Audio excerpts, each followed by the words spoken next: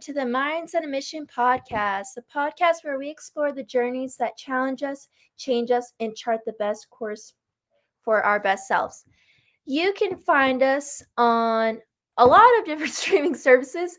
And those being we're on Facebook, Instagram, X, Spotify, Apple Podcasts, YouTube, Spreaker, Amazon Music / Audible, iHeartRadio, Podbean, and Buzzsprout. I believe that's all of them.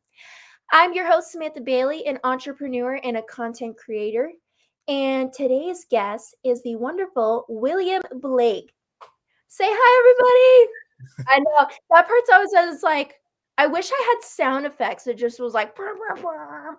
Just like boom, boom, fireworks going off. Wah! Yes, I need to, because I just like amp it up. I love like the intros and it just being like high energy. But then when it gets to the introducing, I'm like, it's just that awkward air. I'm like, I need sound effects for this part. That would just like bring it all in. Just be like Alexa in the background being like, blast the podcast music. Yes, seriously. I need something.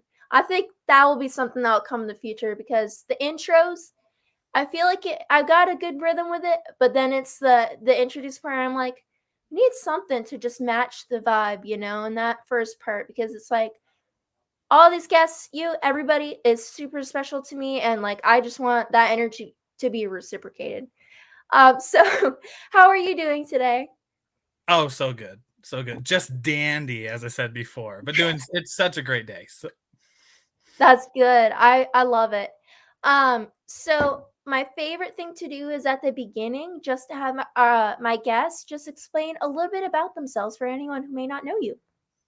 Yeah, awesome. So I'm William Blake. I am the Dyslexic Achievement Coach.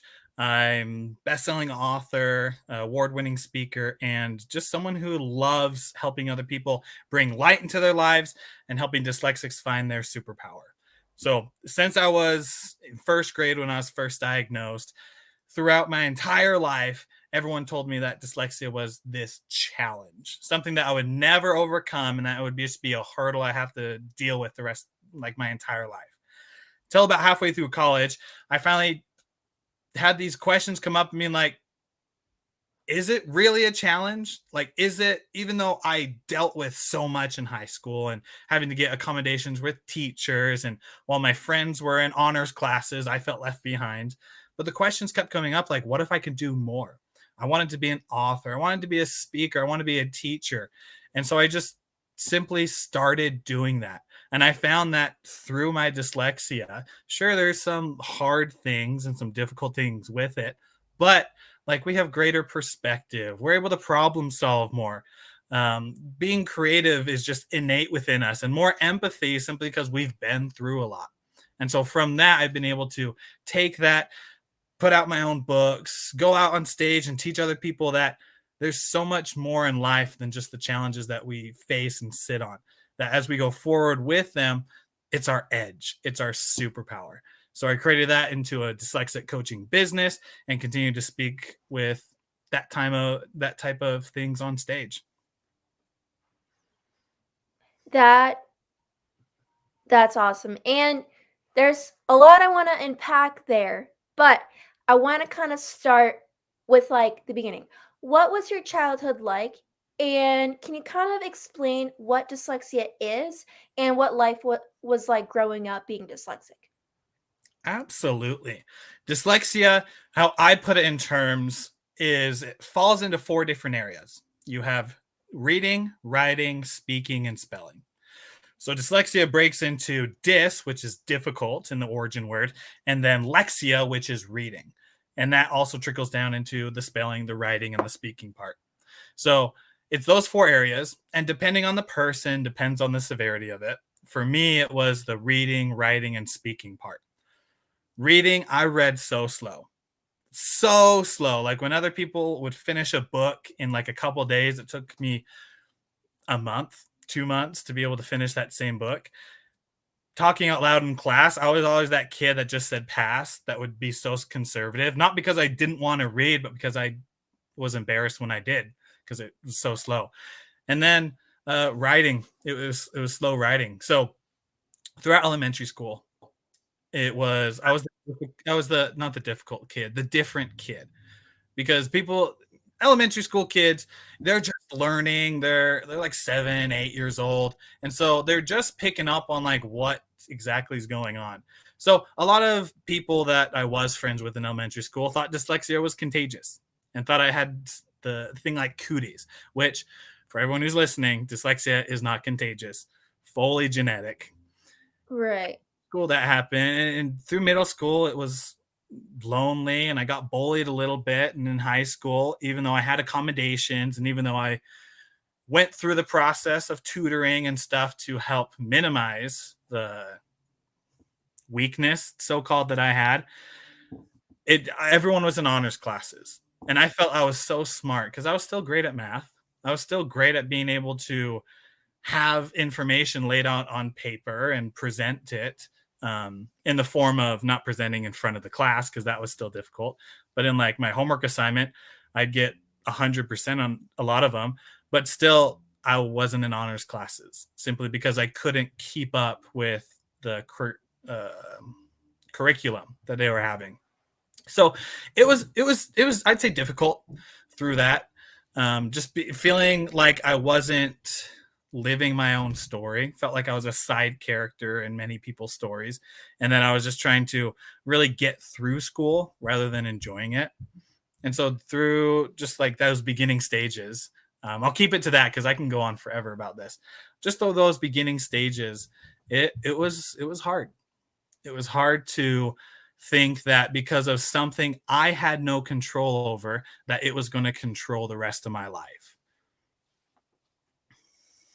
That I resonate with that, and I feel like a lot of people will. Obviously, probably in different ways. I know, for me, I felt similar, but just kind of more like I kind of struggled with really bad acne, and kind of just had certain things that I was kind of insecure about, and I always felt similar where I felt like a lot of people kind of treated me different and kind of felt like lesser than in certain situations. And again, too, over things that I could not control. I mean, acne, anybody can have it, and it's based on various things, diet, your hormones.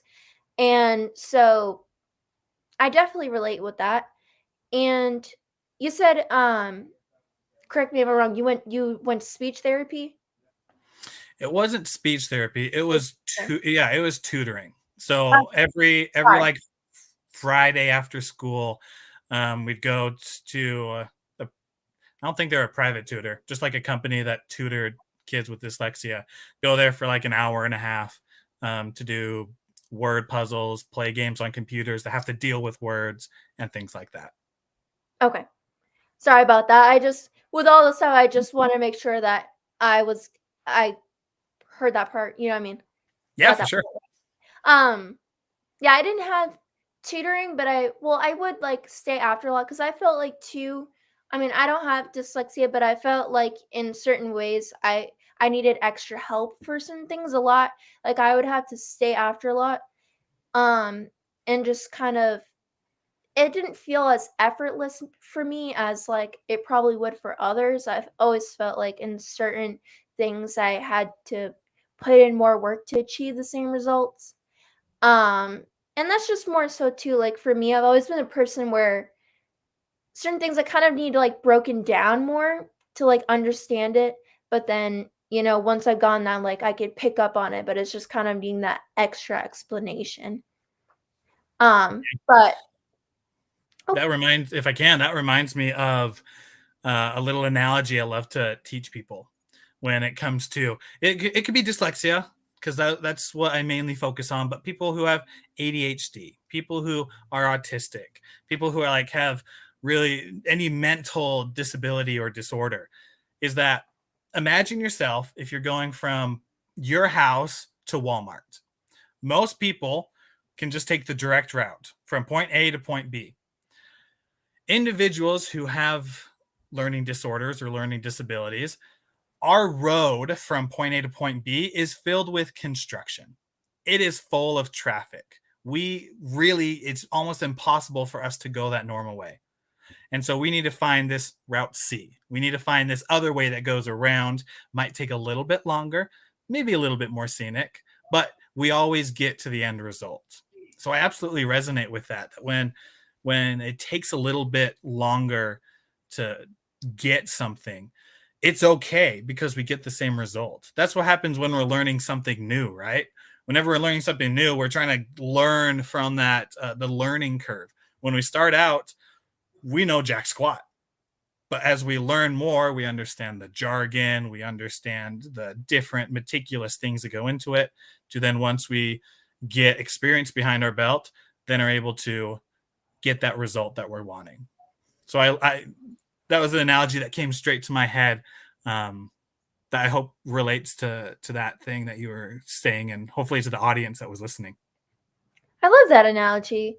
And I think that's a really good way to explain it. And two, it's like when you're someone who kind of learns that way, like how I was, it kind of again is another thing where it almost makes you feel lesser than, because it's like, oh, why am I not picking up on this as quick as other people? But like you said too, it's like I know I'll get there. It just might take me a little longer.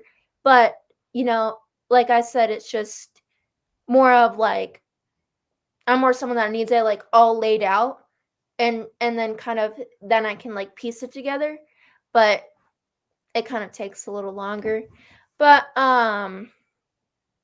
so I I had another thought too. So you said you did tutoring. I've never had tutoring, but I did have speech therapy.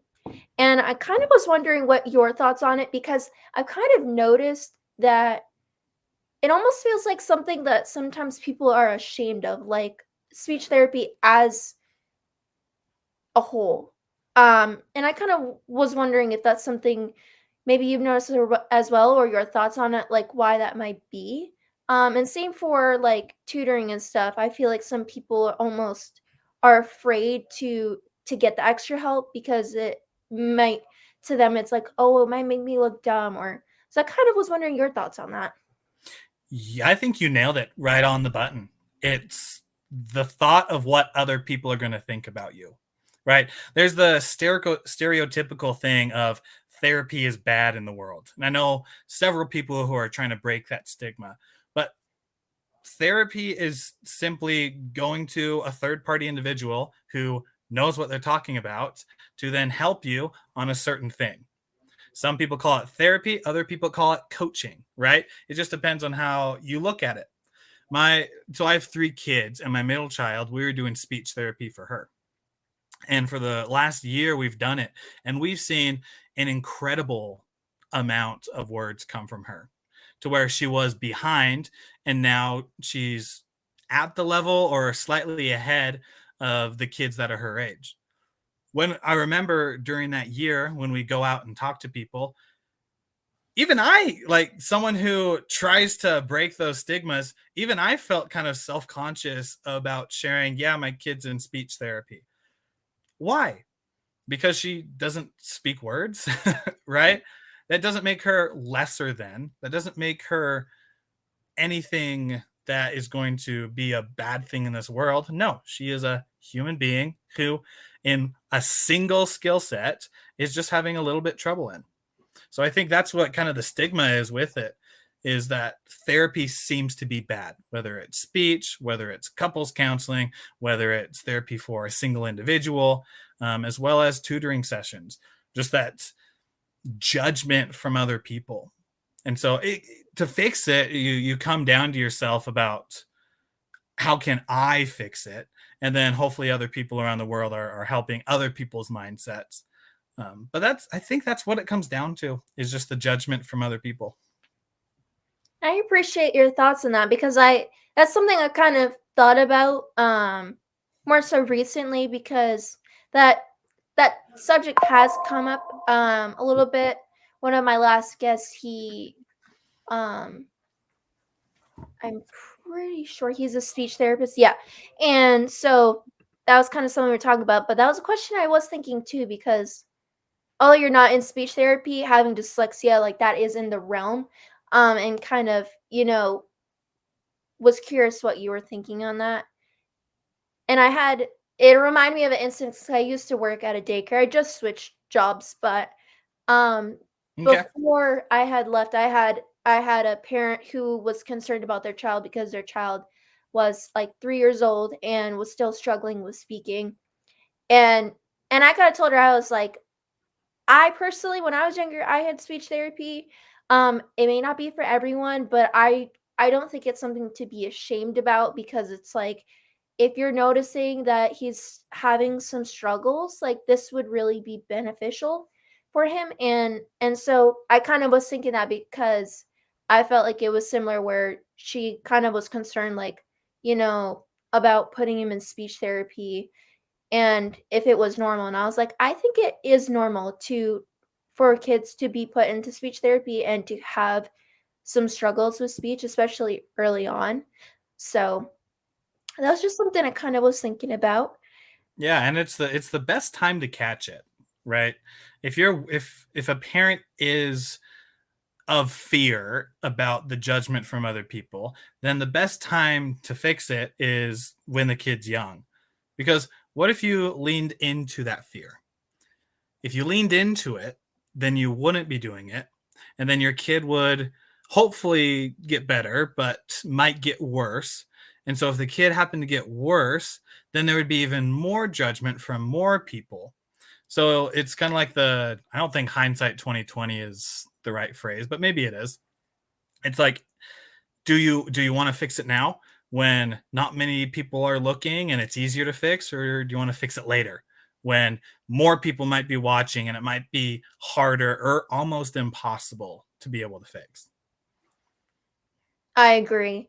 And I feel like that's the case with, like, pretty much everything is, like, it's better to catch something early on than when it's too late, you know? And it's not like anything's ever too late, but it's just things progress and that's and sometimes it's like if you notice something like you said it's like your best bet is to take care of it while it is still early on. Um so I agree with that. And so I was thinking since we're kind of talked a little bit about childhood, can you kind of walk me through um life afterwards and kind of what led you to being a dyslexic achievement coach because how old are you? I am 28.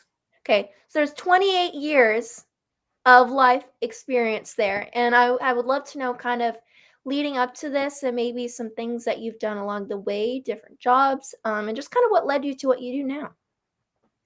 I love that question. What led me to where I'm at now? So I went through the stages of elementary school and high school. It was about middle of college to where I was questioning it, being like, what if I can do more? What if I can go forward with it? What started me on that journey was I came across this statistic. It said 95% of CEOs read 50 or more books a year. Wasn't motivational, but I thought it would be pretty cool to be a CEO. It would be pretty cool to be like a business owner. And so I grabbed, I don't know if kids still have them these days, but like those little note cards that you had back in school, to where the professors or the teacher would be like, "Okay, you can put all your notes on this one note card, and this is all you can take to your test." And everyone would write in the tiniest handwriting all their notes on there to get as much information as they can. I put the numbers 1 through 12 on one of these note cards because I wanted to read 12 books. For someone who read maybe one book a year before that, One of these? I thought, exactly, yes, those. Oh God. Look at you. Look at you prepared. Didn't even know it. The amazing thing is the as I thought how great it would be to just read a book a month. Just one book a month. It didn't seem that hard. And so I wrote 1 through 12, went over, there we go, I'm going pink again.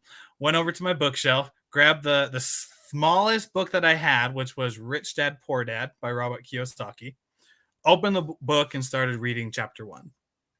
And so from there, I went and I read the 12 books, which then went to 40 and then 50 books, and then continually 60 books a year since then. Which then, after, as it continued, I'm like, what if I could do more? Which then started leading me to start speaking about what I was learning. So I started doing things on social media. I contacted my family and friends, being like, hey, is there opportunities for me to speak? My sister in law let me speak to her fifth grade class, had it several times. So amazing to speak to those fifth graders, wonderful minds. One of my college professors let me speak to his business presentations class, and that was a great opportunity. And it was like the snowball effect from that point. You mentioned jobs. The first job I had was with landscaping. So going out and mowing lawns and aerating and all that fun stuff. Then after that, I worked at Walmart in the produce section. Then led me to my wife and I moving up to Idaho, to where, while I was up there for a year, became a property manager for 112 apartments. After that, went back down here to Utah where I'm at, went back to Walmart produce section just so I had something coming while I was figuring something else out and doing all of this in the background. And then had an apprenticeship as a sales rep for a company. And just the small little movements as I went forward led me to different mentors that I had. My boss up in Idaho with the property management was a great mentor. One of my good friends, John Kovac, who's down here, fantabulous mentor. And it was from just going out, being exposed to the job and experience and getting all that in, that just led me to, I'm good at teaching. I'm good at listening to other individuals and giving third party advice. I'm fantastic at being able to adapt to situations that I'm in and put a turn on it to where I can make it feel like it's my home, so I can be comfortable in what I'm saying. And so these strengths that I was starting to gather from other people and from realizing in myself just kind of led me to, I've been dyslexic for almost 3 decades now. I know how much of a struggle it was in the beginning. I don't want people to have that same struggle, or at least go through that struggle, but at least have a support system while they go through it. And so that's kind of what made me become the dyslexic achievement coach, because I wanted to help dyslexics, but I didn't just want to give them information. I didn't want to just diagnose them with what was going on. After they got their diagnosis and after they got the information, I wanted them to take the next step forward in what they're doing. I wanted them to actually achieve something. So whether that's becoming an author or a teacher, getting a promotion at your job, being able to start your own business, whether that's simply starting a family or learning how to read, or whatever goal or dream or vision that the individual had, I simply wanted to help them achieve it. And I wanted to give them the tools and resources that helped me achieve what I did, and that could hopefully help them achieve that same thing. So all that wrapped around into a big bundle of, that's kind of what started me into what I'm doing right now with speaking and coaching, is to help bring that light into the darkness that people unfortunately feel every single day. That's awesome. Sorry, I saw there was a comment just left. Thank you. I'm pretty sure that's my friend Haley. Haley, thank you for watching. Love you. Thank you for the comment. She said, "Great content. Keep it up." William's doing a great job. So yes, What a good friend. What a good friend. I saw it. I was normally I don't get live comments. So I was like, oh, someone left a comment. And I saw the name. I'm like, that's my friend Haley. Heck yeah. I've got a lot of thoughts on what you just unpacked. So bear with me while I try to gather all those thoughts. Absolutely. I have not been diagnosed, but I definitely think I am ADHD. I have a lot of the traits of ADHD. So I get kind of squirrel brain, and I'm just like I feel like what are they called? The machine, pinball machine. Is that what it's called? The pinball machine. Yes. That's how I feel like my brain is a lot of times. Just like so trying to think back. I had so many thoughts. I wish I had I don't know, a thing to automatic just read my brain and write it out. You're good. Yeah, let's just do it this way. First thought that comes to your mind, let's roll with it. Okay. So I was trying to think. Rich Dad Poor Dad. That was the first thing I was thinking about. You mentioned that.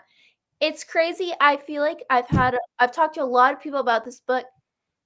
Don't just say nothing, but I've never actually read it. Here's my one comment though. I've known about this book for quite some time, and I need to read it, but I've watched his videos. He's got videos on YouTube if anyone's interested, and maybe you're like, I don't know if I'm ready to read the whole book. He does talk about what is within the book, as well as the cash flow quadrant, which I know is another big thing that is mentioned. Um, I believe. I don't know if it's in the book, but that's one of his big things as well. Robert Kiyosaki is the cash flow quadrant, where he talks about the different mindsets, like being I'm gonna pull it up actually so that but do you know what I'm talking about? Have you seen the cash flow quadrant? I'm assuming you have. I have. I don't remember specifically like the different technical things Right. with it, but yes, I have.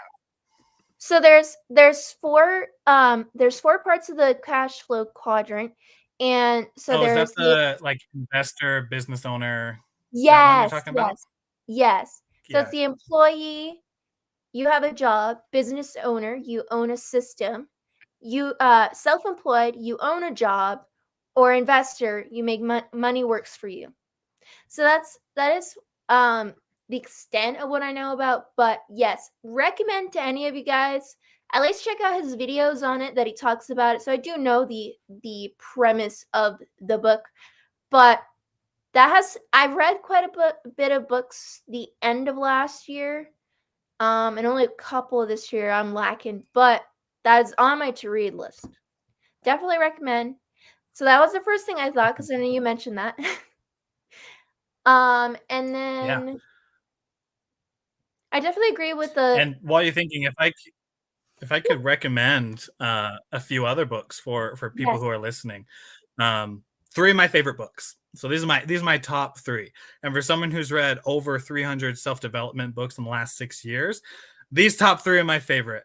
So the first one is The One Thing by Gary Keller, where you're able to focus on a single thing. Second one is a little bit newer, last couple of years. 10x is easier than 2x. How to achieve more by doing less. Absolute favorite. And that's by Dan Sullivan. And then the third one is Outwitting the Devil by Napoleon Hill. If you want a perspective breaker and just like want your mind blown about things and how they are in the world, that would be a fantastic book to read. So those are my top three books that highly recommend for individuals who are wanting something to start reading. Yes. And I'm looking over because I actually put I made a list of books I read last year. Oh, okay. I thought you were camera mode. I was like, oh. The first one you mentioned, I read The One Thing. That was one of the books I read last year. So yes, I agree. I had heard of the second book, the 10x one, and the third one, actually I've never heard about, but I know who Napoleon Hill is, so that's going to be another one I'm going to add to my list. Awesome. Yeah, if anyone's heard of Think and Grow Rich, that's the author of it, Napoleon Hill.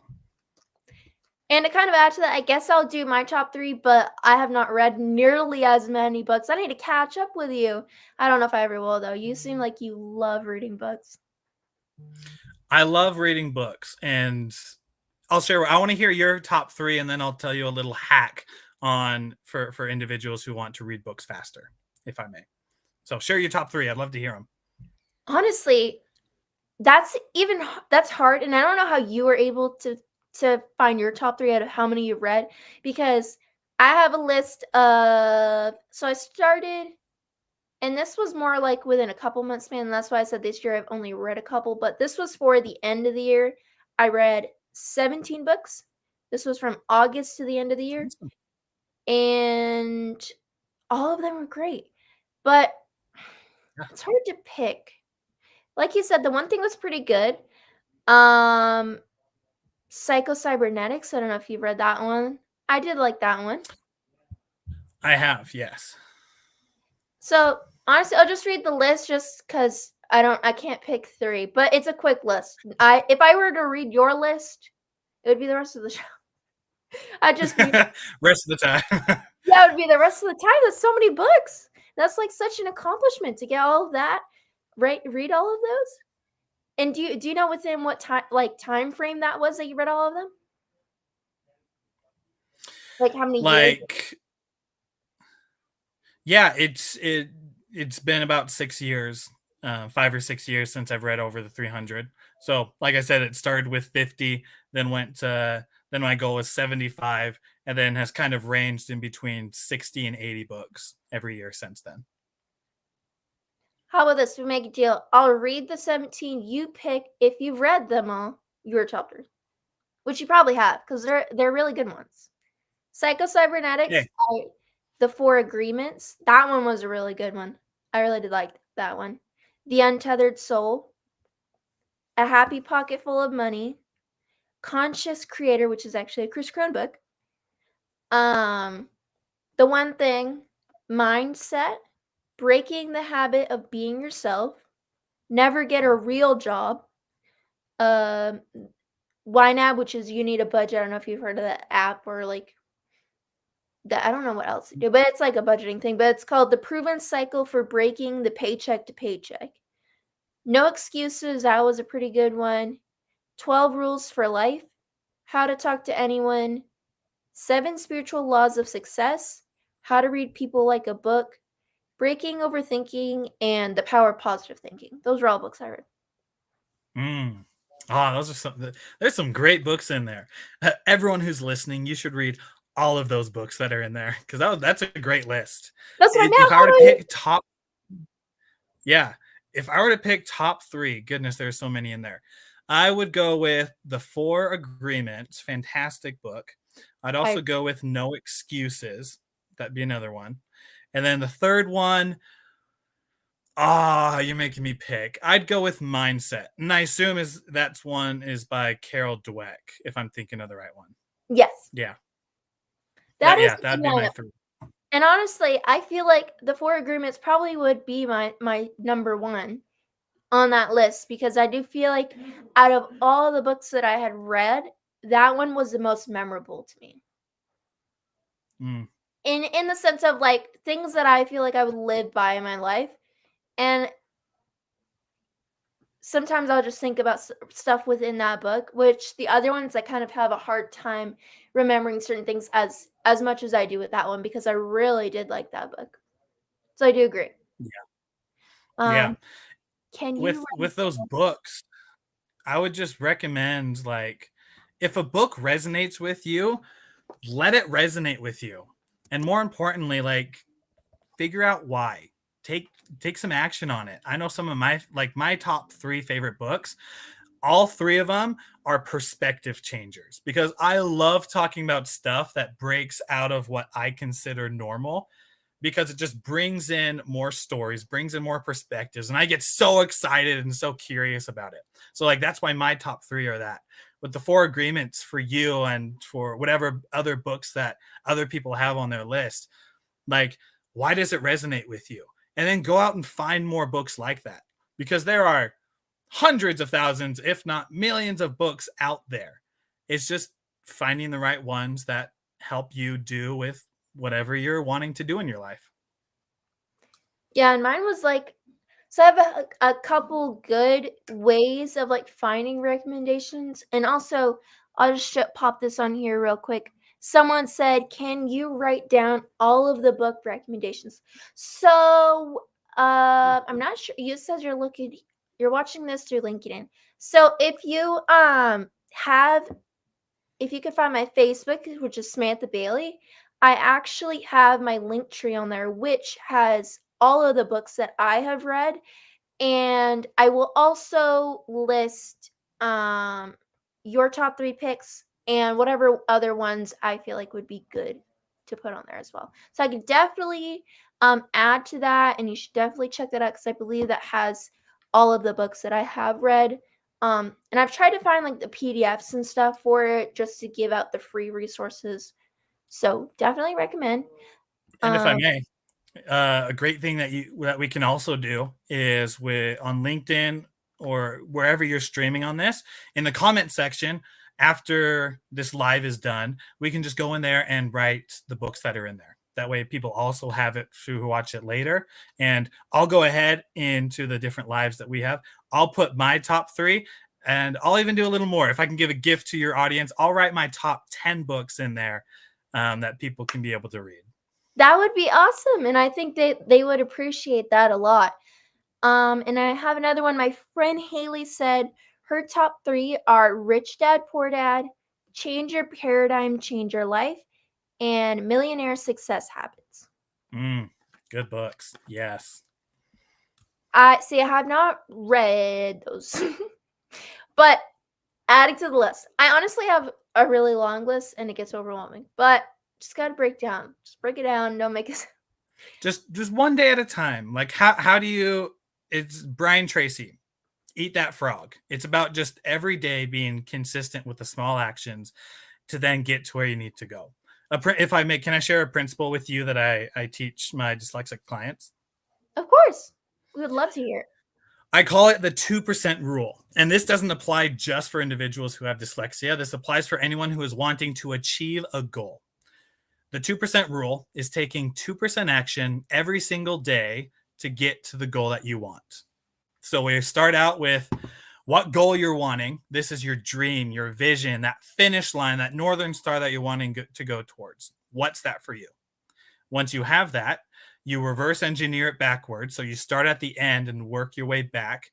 Just like how if you were to go to a restaurant and on those kids menus that has the mazes, I never go from start to finish. I always visualize going from the finish line back. So when I finally put crayon to paper, I can do it flawlessly. That's what we got to do with our goals. We start at the end and then work backwards. And then that sets the milestones and the blueprint to then be able to go forward with the plan. So with the 2% rule, it's just figuring out 2% of something that you need to do today to be able to work towards it. Because as you add those two upon 2%, upon 2%, then you eventually get to your goal and surpass your goal. Now, some people come back at me and it's just like, well, Willie, why not focus on 100%, or why not focus on the 1%? Well, if you focus on the 100%, you hit what's called analysis paralysis. This is where you feel overwhelmed by everything that's going on and you just don't take action because you don't know what the first step you need to take is. On the flip side, if you just focus on 1%, it doesn't get a fire under you and it doesn't get you out of your comfort zone. And that's why I love the 2%, because it's big enough to get that fire, to get that passion to go and get what you want, but then also small enough to where you're not overwhelmed by the big plate of stuff that you have to do. And so that's really what it comes down to, is with your list of big books, and for whoever else is listening, whatever your big to-do list or things are, just one thing at a time, one thing, Gary Keller, one thing at a time to then get to where you want to go. 2% action every single day that will help you get to your goal. I had a couple thoughts on that. I'll save my favorite thought for the last. But because you said one thing and it's like Marianne says I don't know if she still says it, but when I went to the Chris Crone event, which I want to talk about that, but we'll give that a minute. But the golden nuggets where you hear something, you're like, it just sends off like fireworks and stuff in your brain. You're like, oh my God. Yeah. So I had that, and that's why I said I'm gonna save that one for the last, because you just blew my brain, but or my mind. So yes, I agree with that, especially too with starting at the end and then going backwards. It's like, if you don't know what your end goal is, how are you gonna know how you're gonna achieve that? So I very much agree with that, because it's like a lot of people, and I too struggle with that, where it's like I'm very much like, I struggle with thinking I need to be 100% in and everything, and I have to do so many things at once instead of breaking it down. And that's really something I've been working on recently. Is kind of, because SMART goals, I feel like the goals I had were not SMART goals because it has to be one of the attainable. They were not attainable goals, but I'm very much someone who is like, oh, like I have to, and having to slow down and remind myself, like, you can't go from 0 to 100 like that. Like if like the example I gave on the last time I talked about this was like one of my goals was to work out 5 times a week. Well, currently I work out this many times a week, zero.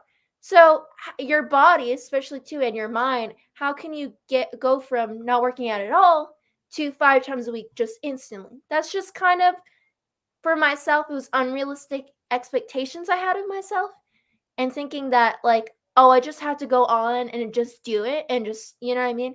And it just wouldn't stick because again, I'm going from not working out at all to 5 days a week.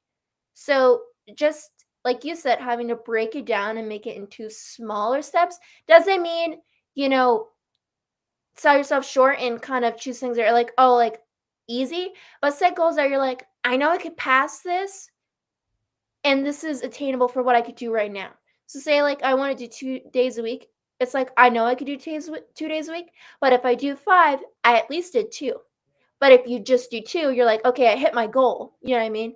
So that's very much like how I've kind of had to break it down to myself and remind myself, like, you don't need to do that. You don't have to think you have to be, and that doesn't mean don't put in a lot of effort into everything you do. It just means that create smart goals, goals that are attainable for where you're at right now, and then increase. Yeah. Gary V does a wonderful job with this. He used to, back in the between 2010 and 2020, he was big on do the grind, do the hustle and everything. And now he's kind of flipped it as he's had more experience in realizing it. But something he says is micro speed, macro patience. So macro patience is the big thing, the big hairy audacious goal that you're aiming towards. We need to be patient. We need to learn how to be patient. That's going to come, but we got to wait. It's not going to just jump in front of us and we're just all of a sudden going to get millions of dollars and the business we want and get the followers, million followers, if that's a goal of yours. We're not going to get that right away. But it's like, be patient with the macro. But in the micro, do the consistent things that are going to get you there.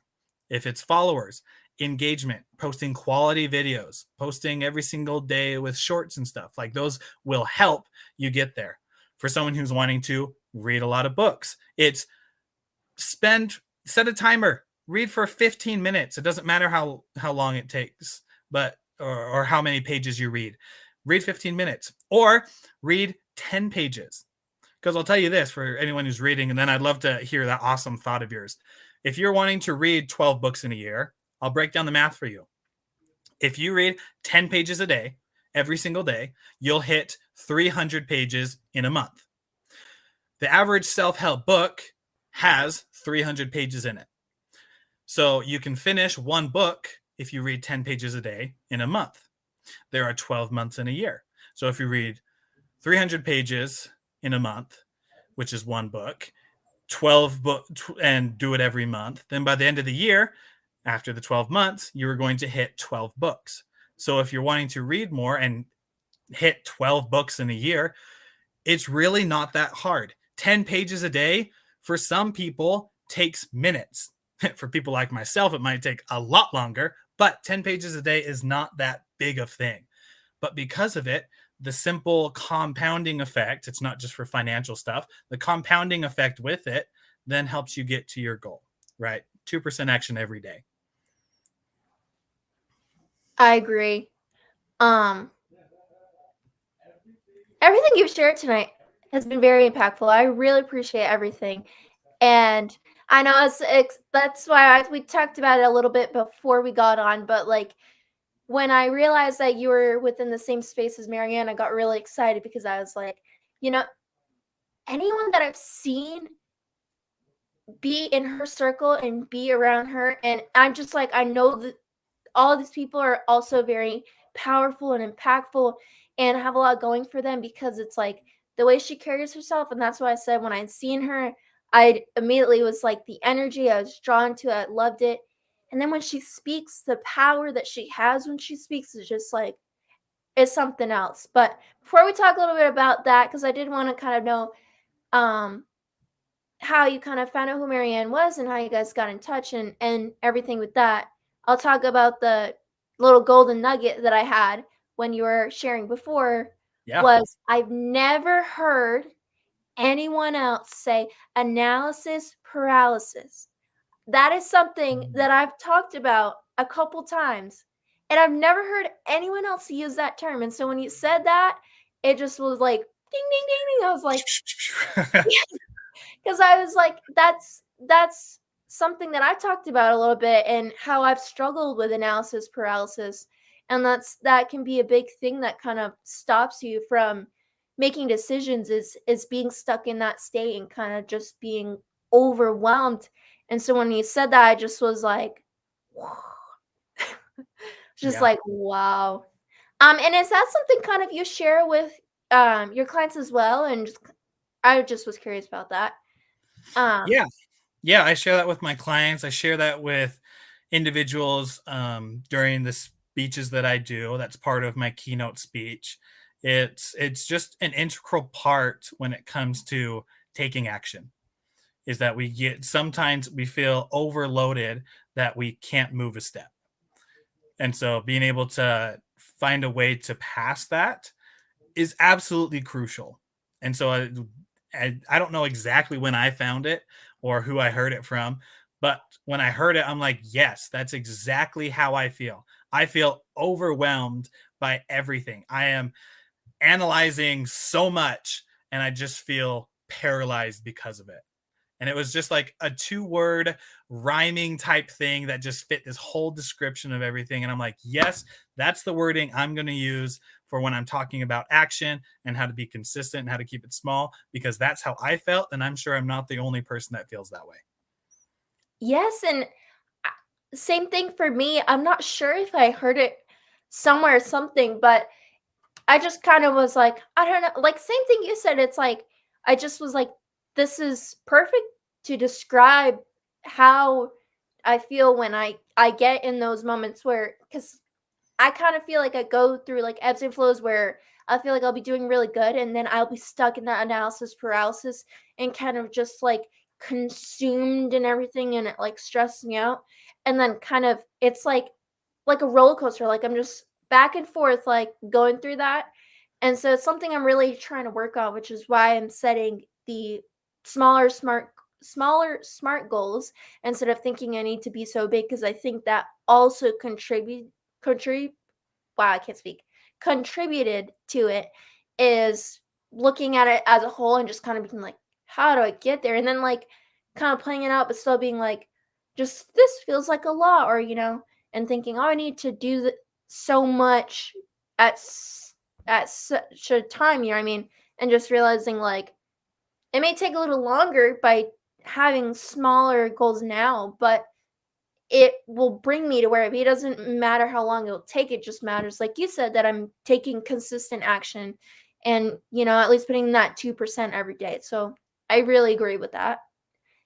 And And if I could deter from one thing that you said, there's one thing I don't agree with you on what you said. And that's the part of it might take a little bit longer, but taking small, consistent action makes you get there. I am going to fight for the side of if you try to make it too big, you are going to fall on your face. And that it is through the consistent action that you take, right. whether it's small or massive, whatever you are able to handle with your skill level and your expertise, that's going to get you there the fastest. So many times we come up with these quick schemes or making fast money or whatever it is, and we think it's just going to fix the problem. Well, it doesn't, because we are the commonality between all the problems that we've had in our life. And so as we fix ourselves, and it's not really fixing ourselves, but as we continue to work on ourselves, that's going to help us get to where we need to go, whatever path that is for us. So, not disagreeing with much of what you said. It was just that simple line and this mindset shift I want to make for the people who are listening, of which we don't know. We don't know what's going to happen if we do something super big and whatnot. But most of the time, in my experience, when I try to do things fast and do things out of order, I fall on my face, I sit in a corner, and I cry about it. But the times that I actually get action that I provide the most value for individuals, those are the things that I'm consistent with. Those are the things that, like, as Marianne says, like, this is me. Like, this is me. And for those people who are listening, you are you. And so it's your path and it's your journey. We got to be patient with the timing with it because we don't know when it's going to happen. But it's going to happen as we continue to be consistent with it. Right. I do agree with that. That makes sense. Yeah, and I guess too, yeah, that could be like kind of a mindset I've had of like thinking that it would take longer, but I get what you're saying. Um And and don't beat yourself up with it, with changing mindset. That's why I love changing perspectives. Goodness gracious, I'm wrong every single day. And I love it because it means that I'm moving forward. I was talking with my friend today, failing forward and failing fast, because it's the failures that put the milestones to be able to get to the success. It's not just us simply walking, it's those failures. And I only use the word fail. I hate the word failure. It's out of my vocabulary unless it's in a teaching lesson, because it's either success or lessons, not success and failure. But it's those stepping stones of when we learn and when we continue to fail forward that we're able to then get to the success. So I wouldn't beat yourself up about it, because we're just all learning. We're all humans. We're all trying to learn in this vast universe that we have, just like what truth is or what's going to work for us.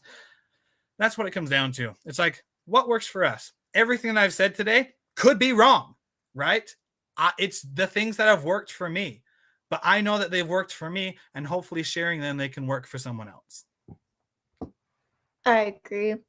Yeah, and with like I mentioned a little bit, but I had a new a job switch like position, and I was working in daycare, but now I work at a credit union.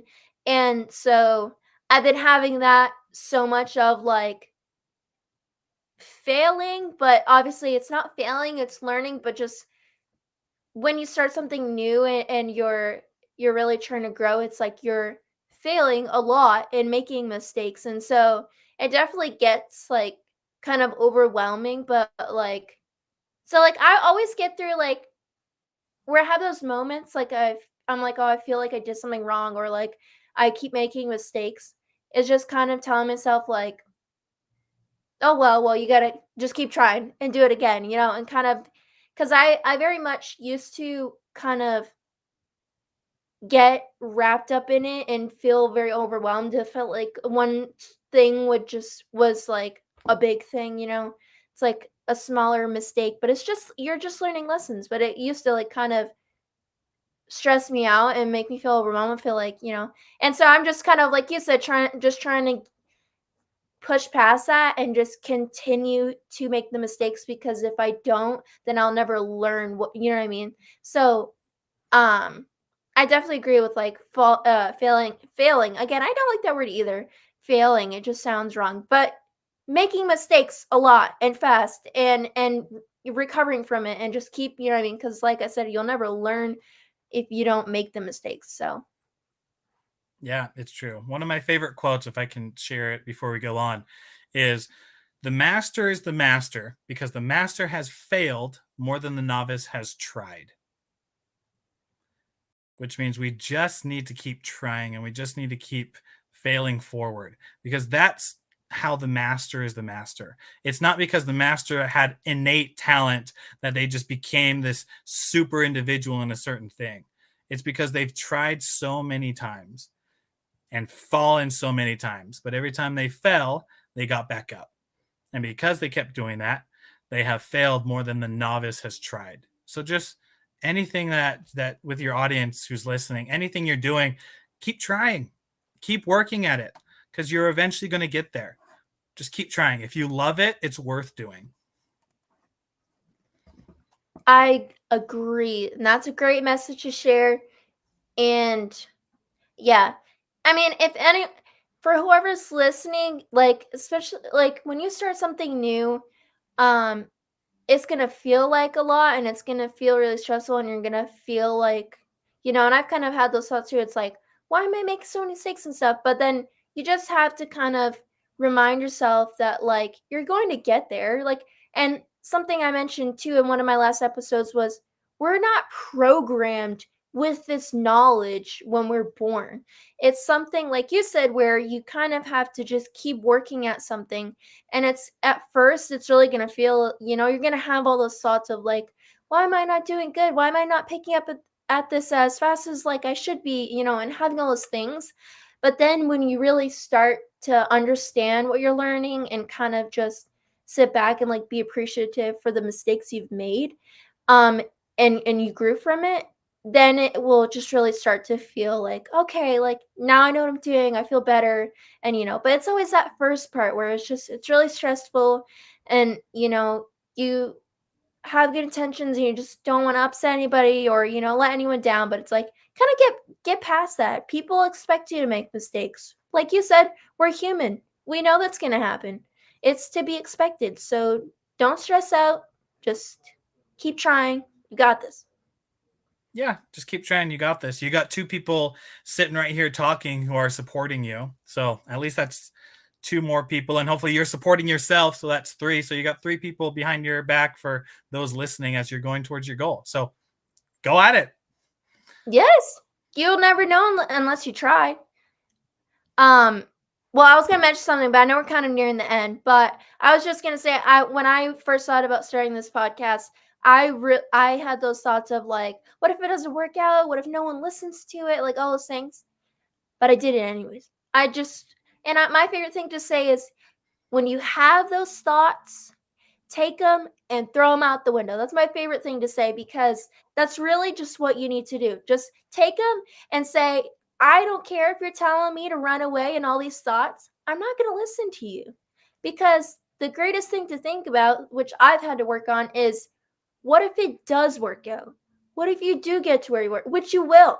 But if you want to have the what if statements of what if it doesn't, what if it does? And that's a great way to try to start thinking, because it's like, okay, it's so easy to think of the negative, but what if it does work out? And that's a great question to ask yourself, and think of all the positive things that could happen. And then, say, oh, I have all these negatives. And like I said, just say, oh, I don't care about you. Just throw it out the window. Say bye. A great question to add on to that is, how big would you dream if you knew it would be possible? Like, how big would you dream? Because I'm impossible, split up that word, because it's I'm possible. We are possible. The things you are wanting are possible. And so why limit yourself with how big you dream? Why limit yourself with how audacious your goals are? Dream big, get that motivation about what you're aiming towards, and then start walking towards it. You might have to sacrifice some things. There might be some habits that you have that you might need to drop on the wayside. There might be some friends who are toxic and negative that you got to spend less time with, and positive friends who you got to spend more time with. But in my experience, the sacrifice is worth it. I was scared of losing my old life until I dreamed myself and daydreamed and really visualized myself into realizing this new life is so much better. My high school self didn't know how great it was going to be, and myself right now doesn't know how great in the future it's going to be. So for those who are really struggling with wondering if it's possible, it is. And you are the only limiter on your dreams. So dream big. That was awesome. I love when we get to the parts of my episodes where we're just sharing knowledge and it's inspirational and we're just spreading positivity, because it's sometimes it's hard. Sometimes it's hard to see the positives and see, what you could accomplish in life. So I really appreciate everything that you've shared tonight. and just coming on and letting us get to know you and about what you've accomplished in your life and where you're at now. So I really appreciate that. I know we're kind of about to hit the hour mark, so I don't want to take up too much of your time. But for anyone who may be wondering, if you could just kind of let us know where they could find you. Absolutely. And with sharing that, can I share one last thing I forgot to share earlier? Of course. Awesome.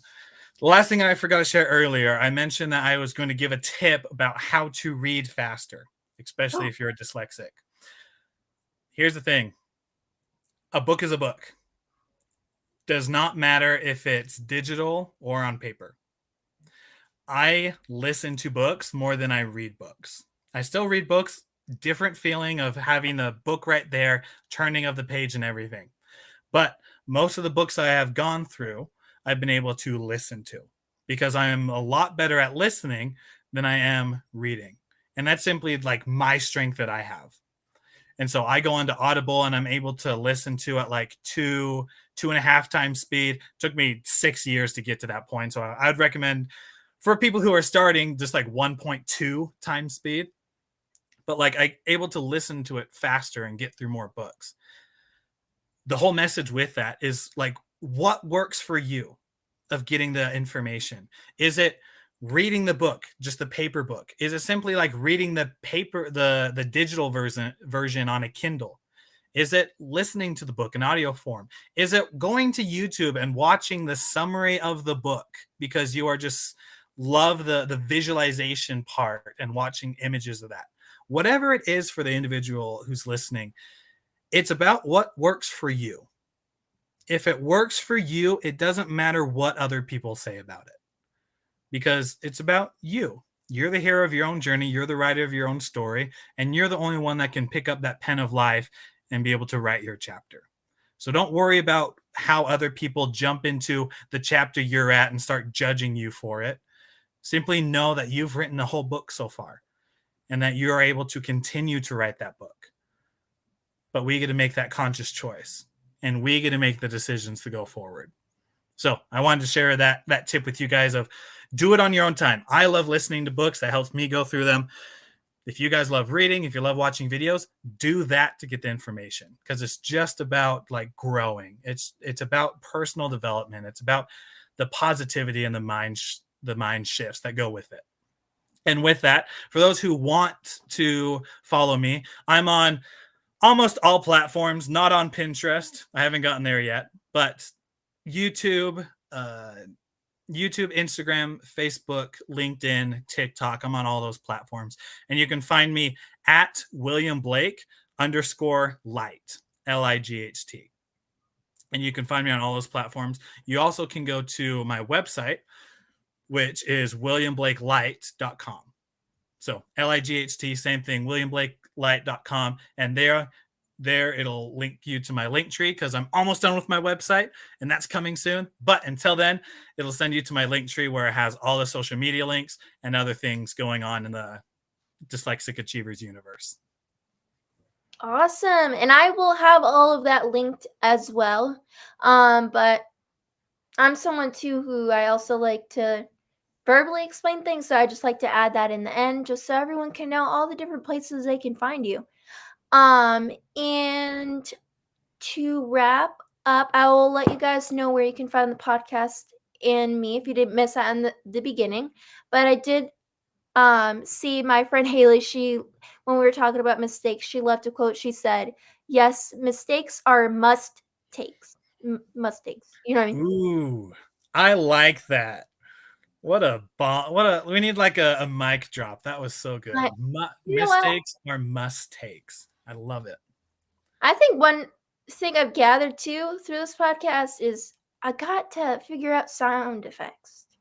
That will just, but my thing is I gotta have like one of those soundboards so I can like press it and like play stuff. You know what? That will come sometime in the near future. I'm not sure when, but makes me think that. So yes. And I had a thought earlier, but I won't go into because I know we're over. But I will leave since I didn't get to talk about it. Um different ways you can find book recommendations as well, because there are different platforms and stuff that I like to use. So I'll leave that as well. We'll also go through after this. I'm not sure if you'll have time afterwards to leave your top 3 that you said, your book recommendations. I'd love to. Yeah. Okay. And I will do the same, and we'll do all of that. So as for where you can find the podcast, I mentioned it earlier, but you can find us on pretty much everything. It's Facebook, Instagram, X. I don't have a TikTok, but I have kind of thrown out the idea of possibly doing clips in the future, and putting those on TikTok and YouTube Shorts. And then we're on pretty much everything for streaming services like Apple Podcasts, YouTube, Spotify, Amazon Music / Audible, Spreaker, iHeartRadio, everything, Podbean, Deezer. It's on a lot of things. So I'll have that linked as well, and I'll have his links, and you can find me on pretty much everything. And honestly, the best way if you want to get in contact with me is on Messenger. So we thank you guys for coming on tonight and hanging out with us and getting to know more about William Blake. If you give me one moment before we wrap up, I just want to see who's our next guest. Our next guest will be Laurel Ordonez. I'm not sure if that's how you say it, but we will see you guys on Monday with Laurel. And I hope you guys have a good rest of your Friday night and enjoy your weekend. Say bye to William Blake, guys. Bye. And we'll have, imagine the sound effects. Yeah.